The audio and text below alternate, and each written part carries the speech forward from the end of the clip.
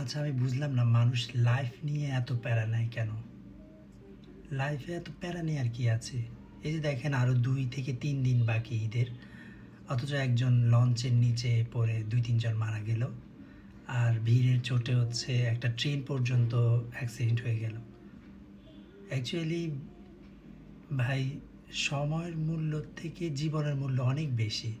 তা আপনারা যারা গ্রামে যাচ্ছেন তারা অবশ্যই একটু সতর্ক থাকবেন এবং একটু বি কেয়ারফুল। নিজের লাইফটা আসলে সবচেয়ে ইম্পর্টেন্ট। সব কিছুকে অ্যাকচুয়ালি তুচ্ছ করে ফেলেন।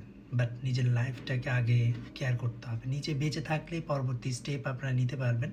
বাট এই যে দেখেন একজন, তার স্ত্রী হাসপাতালে অন্তঃসত্ত্বা।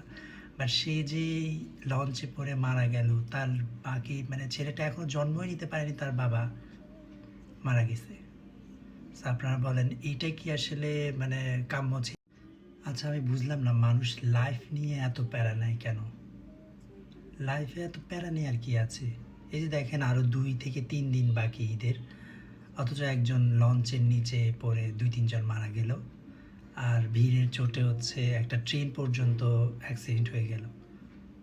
অ্যাকচুয়ালি ভাই, সময়ের মূল্য থেকে জীবনের মূল্য অনেক বেশি। তা আপনারা যারা গ্রামে যাচ্ছেন তারা অবশ্যই একটু সতর্ক থাকবেন এবং একটু বি কেয়ারফুল। নিজের লাইফটা আসলে সবচেয়ে ইম্পর্টেন্ট। সব কিছুকে অ্যাকচুয়ালি তুচ্ছ করে ফেলেন। বাট নিজের লাইফটাকে আগে কেয়ার করতে হবে। নিজে বেঁচে থাকলেই পরবর্তী স্টেপ আপনারা নিতে পারবেন। বাট এই যে দেখেন একজন, তার স্ত্রী হাসপাতালে অন্তঃসত্ত্বা। বাট সে যে লঞ্চে পড়ে মারা গেল, তার বাকি মানে ছেলেটা এখনো জন্মই নিতে পারেনি, তার বাবা মারা গেছে। সো আপনারা বলেন এইটা কি আসলে মানে কাম্য ছিল?